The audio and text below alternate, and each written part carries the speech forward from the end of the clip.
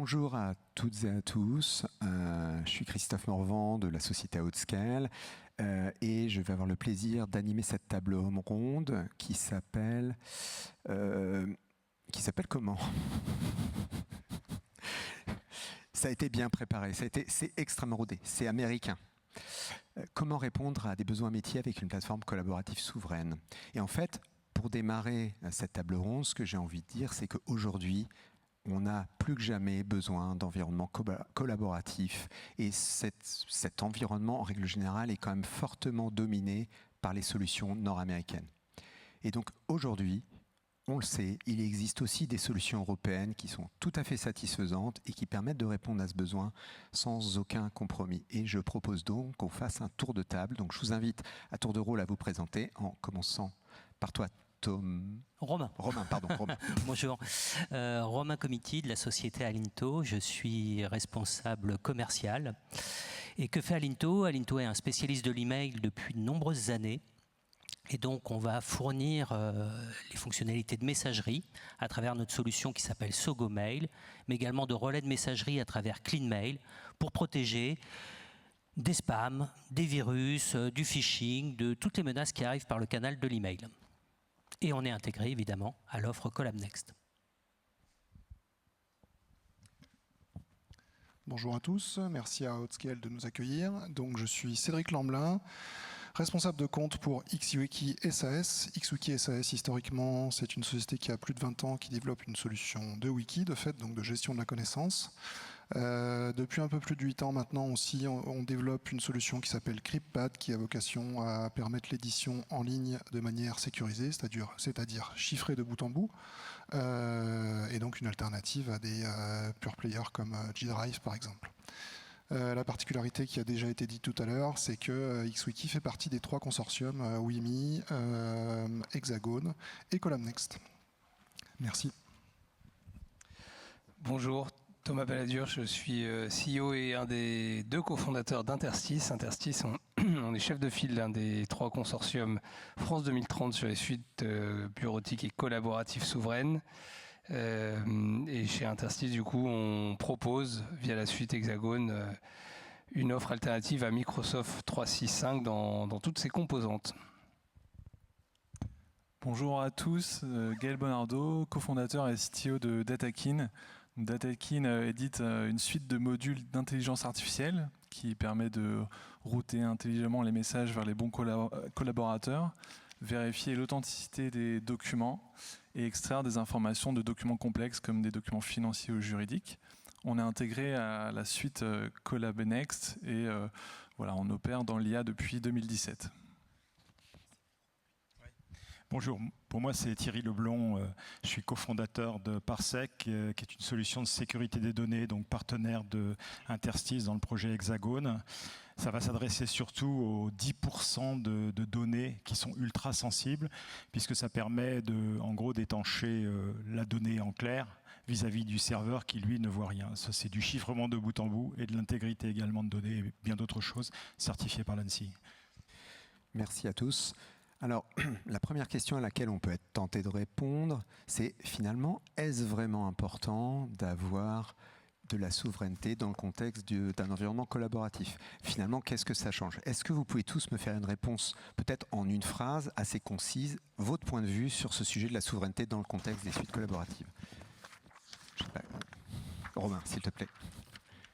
Alors évidemment, la souveraineté, c'est essentiel pour une plateforme collaborative. Ça va permettre quoi? Ça va apporter la possibilité de contrôler ces outils critiques qui sont utilisés par tous les utilisateurs, tous les collaborateurs d'une entreprise, et qui sert aussi avec la relation client. Donc tout ça, ça constitue un petit peu le patrimoine digital. Et donc ce patrimoine digital, pour le contrôler, d'être avec des solutions souveraines, il faut s'assurer que ces solutions soient ouvertes. Si elles sont ouvertes, ça va nous permettre justement une meilleure interopérabilité, d'avoir une plus grande ouverture d'interopérabilité. Ce qui est important aussi, c'est qu'avec la souveraineté, on va pouvoir cocher les contraintes réglementaires et déontologiques qui sont nécessaires pour nos futurs clients. Voilà un petit peu ce qu'apporte la souveraineté pour une plateforme collaborative.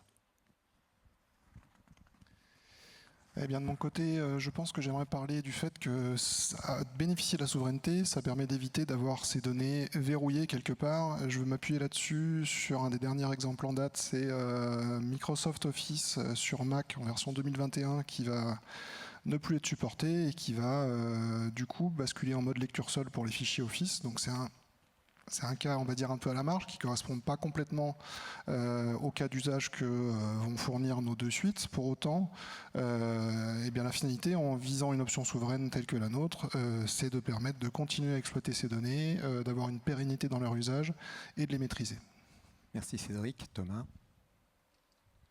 Alors, moi je dirais que c'est important pour au moins deux choses. La première, pour la sécurité des données que vous partagez sur ces environnements. Il faut bien penser que tous les collaborateurs d'une entreprise, tous les collaborateurs d'une administration utilisent des outils bureautiques et collaboratifs. C'est le socle commun, et c'est par là où transite l'ensemble des données, alors parfois critiques, parfois non. Voilà, la première, c'est vraiment sécurité des données. La deuxième, c'est maîtrise de votre valeur ajoutée. La valeur ajoutée d'une entreprise, c'est ce qui fait sa capacité à investir demain, c'est ce qui fait la confiance de ses actionnaires, c'est ce qui fait sa trajectoire. Comment on maîtrise sa valeur ajoutée si on dépend à 90% dans ces systèmes d'information critiques d'un seul acteur? Qui plus est, un acteur qui n'est pas européen. Voilà. Donc pour moi, il y a données et valeur ajoutée, c'est les deux aspects essentiels qui font de la souveraineté un enjeu critique aujourd'hui. Merci Thomas. Gaël? Oui, du coup, oui, je pense que la souveraineté, c'est effectivement essentiel. Nous, on a des prospects, des clients qui nous parlaient du Patriot Act, qui nous parlent maintenant du Cloud Act. Et pour Datakin, qui traite un grand flux de données, parfois sensibles pour faire de la vérification d'identité, par exemple, c'est vraiment une question fondamentale. C'est où vont les données? Est-ce que un tribunal américain peut avoir accès aux données, voilà, s'il y a du coup l'ordre qui est donné? Merci. Thierry, un mot? Oui. Souveraineté, c'est n'être limité que par ses propres engagements. Alors moi, je ne vais pas inventer grand-chose. J'ai écouté avec beaucoup d'attention ce qu'a dit Catherine Justin d'Airbus en octobre 2025. C'est disponible sur Internet. Elle parle de ces 4 dimensions de souveraineté qui sont les données, donc ce que tu as dit, hein, Thomas, la partie opérationnelle, la technologie et la partie économique et l'indépendance.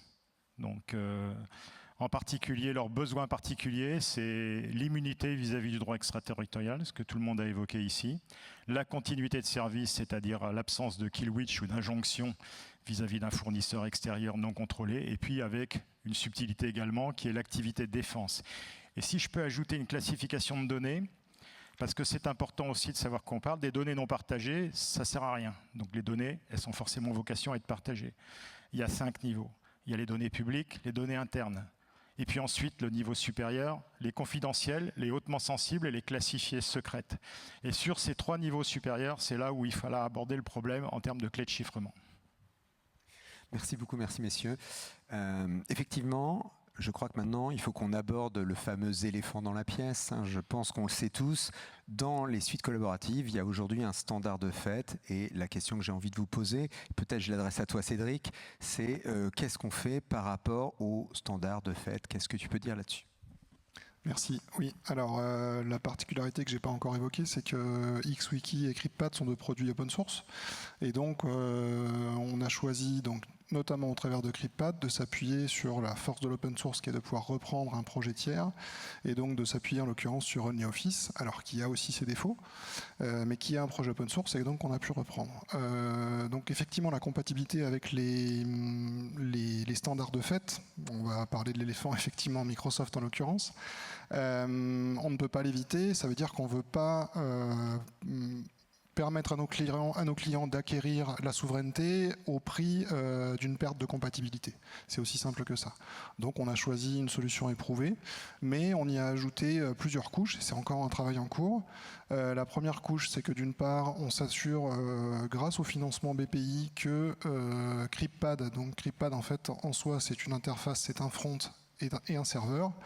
On s'assure que la partie serveur est compatible en termes d'API avec les API développées par OmniOffice, ce qui veut dire que aujourd'hui, quelqu'un peut choisir de remplacer complètement la partie serveur d'OmniOffice par une partie serveur CryptPad, et ça c'est un premier pas vers la souveraineté. Donc on a l'assurance que ce logiciel qui est développé pour grande partie en France peut être une alternative long terme à OmniOffice, qui un jour peut décider de changer son modèle de licence, et ce qui peut-être va se dessiner d'ailleurs. Et la deuxième partie, la deuxième brique, c'est qu'on a décidé de forquer, toujours au travers du financement BPI, le front, donc la partie interface utilisateur. En forquant ce front, on s'assure également que OmniOffice, si un jour il décide de couper les vannes ou de limiter certaines fonctionnalités, aujourd'hui par exemple il limite la partie application mobile, mais ça pourrait peut-être aller plus loin, et bien en s'assurant d'avoir un fork vivable, maintenu par des équipes qui donc forcément en le forquant montent en compétences sur ce code, et bien on s'assure également d'avoir une souveraineté au sens une pérennité de cet usage, toujours dans l'objectif de se rendre autonome vis-à-vis d'une quelconque solution. Voilà sur cette partie compatibilité. Et donc, on a choisi OmniOffice au fond aussi parce que la compatibilité avec les standards Office sont parmi les meilleurs, en comparant par exemple un LibreOffice qui parfois a plus de mal à atteindre un niveau de rendu fidèle à Microsoft. Merci Cédric. Est-ce que quelqu'un veut ajouter quelque chose sur ce sujet ? Je pense que là, il faut vraiment démystifier dans l'esprit des décideurs certaines peurs. La compatibilité des formats Office, tu l'as rappelé, dans nos solutions, elle est excellente. Vraiment, mis à part sur la partie fichier, quelques personnes dans vos organisations qui vont coder sur Excel, en faisant du VBA. Là, oui, achetez-leur 3 licences Office pour ces personnes-là. Parce qu'ils ne voudront pas traduire ça en JS. Voilà, je ne rentre pas dans le détail. Mais mis à part ça, le tableau croisé dynamique, l'ensemble des fonctionnalités sur Excel, la compatibilité des formats sur Word, le niveau des présentations PowerPoint, il est vraiment équivalent. Et il ne faut pas avoir peur de dire un de vos partenaires vous envoie un PPTX sur Hexagon, sur CollabNext ou sur d'autres solutions, vous arriverez à l'ouvrir, à le lire, à le modifier, à lui renvoyer, il n'y a aucun souci. Pareil sur la partie agenda. Quand on reçoit une invitation vers Teams, on ouvre son navigateur. Quand on reçoit dans son agenda une invitation d'Hexagon, vous ouvrez la visio sur votre navigateur. Il n'y a pas plus de difficulté que ça. Donc là, on peut vraiment cohabiter avec le monde Microsoft. Merci Thomas. Effectivement, ça correspond à la stratégie du « et » qui a été évoquée ce matin par Philippe Miltin.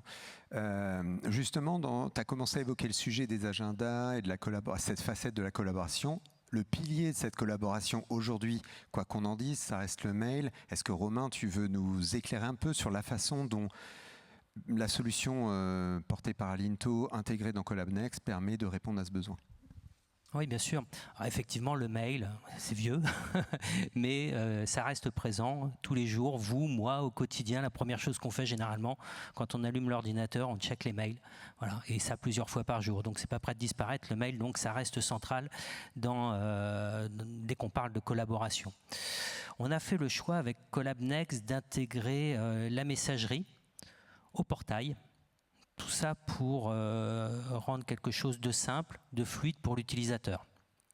Ça se traduit comment ? Ça se traduit, l'utilisateur, une fois qu'il est connecté, il n'a pas plusieurs identifiants, il est sur sa plateforme et il a accès à ces différents outils. Également, d'être intégré dans la plateforme collaborative permet d'avoir des fonctionnalités de recherche transverses avec les autres modules qui coexistent dans cette suite. Et après, un gros travail est fait au niveau de l'adoption, de l'usage de l'interface, en fait, pour le dire aussi simplement que ça. On n'est pas là pour dérouter un utilisateur, donc on va reprendre les codes bien connus. Voilà, on ne va pas réinventer la poudre, bien sûr, on va apporter un petit peu de modernité, on va apporter notre savoir-faire à nous, mais l'idée, c'est que quelqu'un qui bascule sur cette nouvelle solution ne soit pas complètement perdu, retrouve ses repères, puisse prendre en main facilement. Il faut rassurer l'utilisateur, mais également l'équipe informatique. Voilà. Alors plus précisément concernant le mail, je rajouterais aussi que, bien entendu, il y a différents usages, et cet usage, Il est sur nos mobiles, tous. Donc là, bien entendu, on a cette compatibilité Android, iOS. Voilà. Il peut y avoir des cas d'usage un petit peu spécifiques, plus poussés, qui peuvent nécessiter d'utiliser un client lourd. Donc dans ce cas-là, il y a cette possibilité aussi de fonctionner avec un client lourd ou un webmail de façon assez traditionnelle. Voilà. Merci Romain. Est-ce que tu veux parler de l'intégration ? En fait, si je résume, là, on a parlé de CollabNext, mais en fait, c'est la même chose essentiellement dans le contexte de Hexagone, c'est-à-dire vous avez une intégration également du mail au cœur de la plateforme. Oui, il est au cœur de la plateforme. Et d'ailleurs, il y a des travaux aussi qui sont importants, qui ont été menés pour rendre l'agenda qui était dans les outils de travail collaboratif intégré à l'agenda de la messagerie. Et qui permettent d'unifier l'expérience utilisateur autour d'une suite comme on l'attend aujourd'hui. Et puis de créer aussi des parcours à valeur ajoutée. On a évidemment l'IA qui va venir aussi nous aider dans le traitement des mails. On a la possibilité de convertir un mail en une tâche, pourquoi pas aussi de déverser directement dans les drives partagés ou dans son drive à soi les documents qu'on reçoit en pièce jointe. Voilà. Donc ça permet aussi des parcours à valeur ajoutée, mais évidemment ça reste un des piliers, comme tu l'as dit, de la collaboration, surtout vers l'externe, parce qu'on s'aperçoit que maintenant dans l'interne, on est essentiellement sur les canaux de communication de type messagerie instantanée, canaux de communication. Mais une suite collaborative sans la messagerie, c'est plus une suite collaborative. Très bien, merci messieurs. Et effectivement, on a passé en revue les documents collaboratifs, on a passé en revue l'email, mais en fait, on s'aperçoit qu'aujourd'hui, le client, ce qui l'inquiète, c'est éventuellement même pas de retrouver les mêmes solutions, mais qu'est-ce qui va se passer s'il décide de sauter ? Il y a une phase de migration forcément, donc ça, c'est des choses que vous savez adresser, j'imagine. Je crois que Romain, peut-être tu peux dire quelques mots et ensuite on verra qui peut compléter. Alors la migration, sujet vaste, important, ô combien sérieux. On parlait tout à l'heure un petit peu du patrimoine numérique. Dans une migration, tout ce patrimoine, il va falloir le migrer. Il y a des étapes. Une migration, en tout cas pour la messagerie, ça va toujours être avec une première phase, calibrage, préparation. Qu'est-ce qu'on va migrer ? Planning. Qui va faire quoi ? Parce que bien entendu, le client est impliqué dans une migration de messagerie. Donc toutes ces étapes, il faut les définir, il faut détailler les process, faire des POC des fois pour rassurer, et puis, in fine, savoir comment on va faire cette migration. Est-ce qu'on va la faire one shot, tout d'un coup ? Ça va être souvent lié en fait à la taille de la société qui a migré. Plus il y a d'utilisateurs, peut-être que le SI, le service informatique souhaitera faire une migration par service, par site, etc. Donc l'essentiel dans une migration, c'est d'expliquer, de bien comprendre, de valider les process et puis après d'accompagner. Ça, c'est aussi hyper important parce qu'on passe d'une solution qui est utilisée depuis des années pour beaucoup d'utilisateurs vers quelque chose de nouveau. Donc pour cela, il ne faut pas réinventer la poudre, il faut utiliser ce qui fonctionne bien. Donc dans notre cas, c'est des guides utilisateurs, c'est des webinaires qui sont mis à disposition, qui sont ultra explicites, et qui sont disponibles dès qu'un utilisateur en a besoin ou un service informatique en a besoin. Ça, c'est un vrai projet qui doit être anticipé, planifié. Clairement. Et vous avez CollabNext Hexagone, l'expérience pour accompagner vos clients dans ce type de migration. Tu veux ajouter quelque chose ? J'ajoute aussi que, sans rentrer dans la technique, ce qui me paraît hyper important dans ces projets de migration qui sont anxiogènes, c'est d'avoir un portage au niveau de la direction qui soit fort et qu'on explique pourquoi on le fait. Qu'on rende le changement aussi désirable, pas simplement subi, et parce que c'est des projets qui sont complexes, parce qu'il y a des environnements de départ qui sont aussi en mauvais état, qui rendent les migrations difficiles. Il y a forcément des effets de bord, il y a des moments douloureux. C'est des moments douloureux, ils sont gérables, mais il faut que la direction tienne bon, et bien compris, et qu'il y ait un portage fort au niveau de la direction quand on part sur des projets comme ça. Impeccable. Merci beaucoup, merci à tous. Le temps passe. Je propose peut-être de donner la parole à Gaël pour que tu nous expliques un peu comment Datakin apporte cette valeur ajoutée à l'intérieur de CollabNext. Oui, avec plaisir. Du coup, Datakin, on On est spécialiste dans les cas d'usage IA, quelque chose qui a vraiment explosé ces toutes dernières années, c'est la génération de contenu, de documents, d'images, et avec ça, une explosion de taux de faux documents. Donc ça peut être des fausses factures pour obtenir un remboursement, des faux diplômes pour accéder à un poste, parfois des fausses identités pour acquérir du matériel, le louer et puis partir avec quelques mois plus tard. C'est vraiment des faits réels qui nous sont rapportés par nos clients. Et donc la première fonctionnalité qu'on a mis en place dans CollabNext, c'est par un simple clic droit, s'assurer de la véracité du document qui nous est transmis.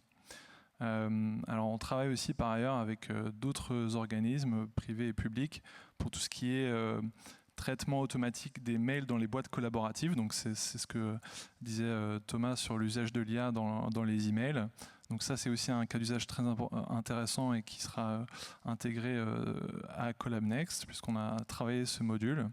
Et voilà, et on permettra aussi sur la marketplace de tout utilisateur de CollabNext d'envoyer un petit lien pour vérifier l'identité, parce qu'on peut vérifier les documents, mais si c'est la mauvaise personne qui le détient, du coup il faut faire une vérification d'identité avec présentation. Merci beaucoup Gaël. Le micro t'a un peu coupé la parole. On a 2 consortiums, vous avez tous les 2 des processus. Comment ça se passe pour un client quand il arrive quand il arrive dans Hexagon ou dans CollabNext? Est-ce que vous pouvez nous en parler un petit peu de cette façon dont vous onboardez, dont vous embarquez vos clients sur le processus? Comment ça fonctionne? Login, mot de passe. Non, on embarque comme on embarque dans une suite Microsoft, c'est-à-dire que on en a parlé un peu à la table ronde d'avant.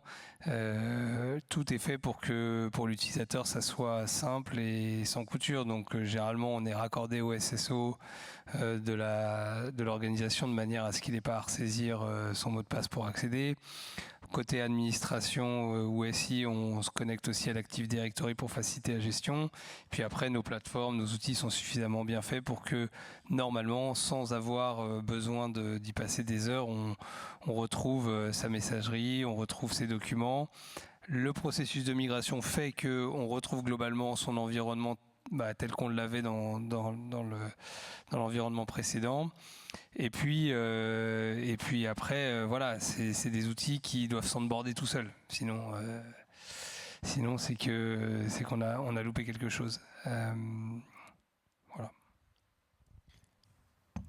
Romain.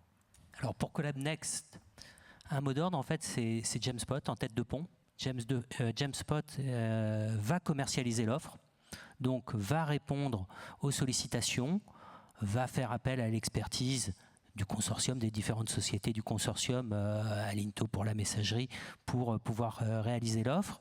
Et par la suite, après la contractualisation, Jamspot va, là encore, porter le projet avec ses équipes, accompagner le client dans toute cette phase migration, prise en main, recette, etc., pour délivrer et faire en sorte que cette transition se fasse le mieux possible. Parfait, ça me semble parfait. J'avais une dernière question en fait. C'est quoi la première étape pour une personne qui, si quelqu'un dans l'assistance a envie de rejoindre, on va dire Hexagon, peut-être Thomas, et ensuite on parlera de CollabNext. C'est quoi la première étape? Qu'est-ce qu'il a à faire aujourd'hui? La première étape, c'est de prendre rendez-vous avec quelqu'un d'Interstice. Donc nous, il y a un site internet qui s'appelle hexagon.io sur lequel on peut prendre rendez-vous. Et je rejoins ce qui a été dit, c'est que Interstice, dans le cadre d'Hexagon, est le point d'entrée. Voilà, à la fois pour le processus commercial, mais aussi tout le run, le support, la maintenance, etc. Donc, il faut aller sur le site. Et puis après, on vous montre la solution et puis on rentre dans le phasage de projet jusqu'à la migration et l'accompagnement derrière. Merci Thomas. Quelqu'un qui veut des informations sur CollabNext, une tête de pont, ça reste Jamspot, mais bien sûr, le consortium est là aussi pour router toutes les demandes vers les bons interlocuteurs et faire avancer le projet, prendre connaissance du besoin et avancer avec eux. Eh bien, je vous remercie beaucoup. Merci à toutes et à tous de votre attention. Je vous souhaite une excellente fin de journée et on va laisser la parole à la dernière table ronde.